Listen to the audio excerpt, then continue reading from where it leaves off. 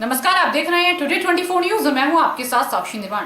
भारत तिब्बत सीमा police बल ने आजादी का अमृत महोत्सव के तहत एमपीजी कॉलेज में कॉलेज के छात्र छात्राओं को सेना में जाने की करियर काउंसलिंग करने के साथ ही टिप्स दिए। वे कहा कि देश की सेवा से बढ़कर कोई दूसरी सेवा नहीं है जिसका लोग गर्व से सम्मान करते हैं। इस मौके पर उन्होंने सेना में जाने के बारे में विस्तार से बताया।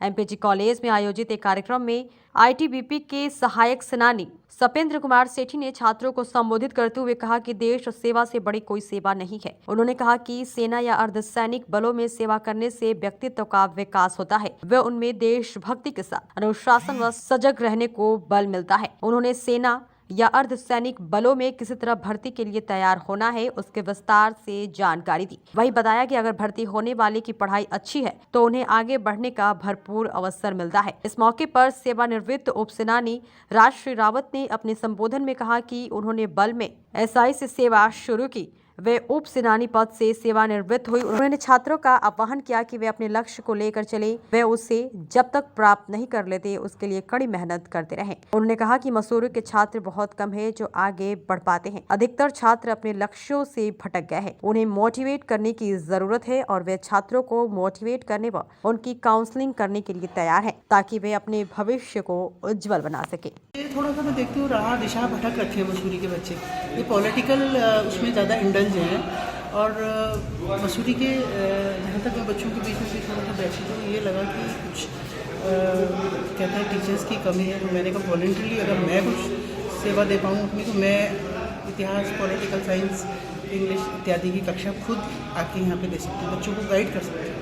मैडम और किस तरीके के कार्यक्रम हैं आपके, कहाँ आप जी, मैं पहले तो प्रेरणा ही देने का कार्य बच्चों को करना चाहिए, गलत राह में न भटके, क्योंकि हर बच्चे को हर तरह का संसाधन तो हम नहीं उपलब्ध करा पाएंगे, लेकिन एक मोटिवेशन अगर हम किसी प्रकार से बच्चों को दे पाएँ, फौज में जाने का या किसी भी नौकरी में जाने का सही गाइडेंस दे पाएँ तो वो मेरे ख्याल से बहुत बच्चों के लिए बड़ी उपलब्धि है। मैडम आजकल की जो जनरेशन है वो जो ये आके बच्चों को समय समय पे बहुत अच्छे प्रोग्राम दे सकते हैं, बशर्ते ये कि हमें कोई स्कूल इनिशिएटिव ले, हमें बुलाए। हम तो अपनी तरफ से एक प्रोग्राम सोच रहे हैं हर स्कूल में जाके करें, टीचर्स के लिए भी और बच्चों के लिए। ना उस तरह के छात्र हैं ना उस प्रकार के टीचर हैं। मसूरी में विशेष तौर से जो है यूथ जो है काफ़ी दिशा भटक चुका है, उनको रास्ते में लाने की बहुत ही आवश्यकता है।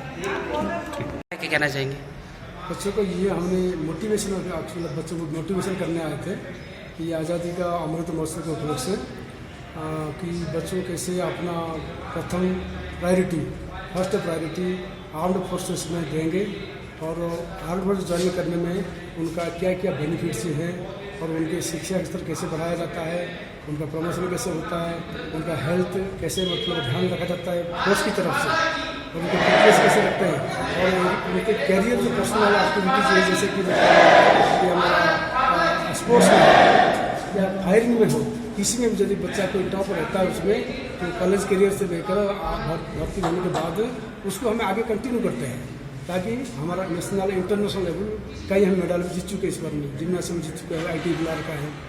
तो इस प्रकार हमने बच्चों के मोटिवेशन पूछा था कि आप हमेशा प्रायोरिटी दिए भारत माता की सेवा के लिए, मतलब आप हमेशा एक नंबर पर अपना चॉइस रखिए ताकि हम भारत माता को वर्दी पहन कर सेवा कर सकते हैं। वैसे तो हम एडमिनिस्ट्रेटिव सर्विस लेकर भी कर सकते हैं, लेकिन वर्दी पहनकर हमें भारत माता कैसे सेवा करना है, अपने देश का कैसे सुरक्षा देना है, वो हमें इस बारे में हमें मोटिवेशन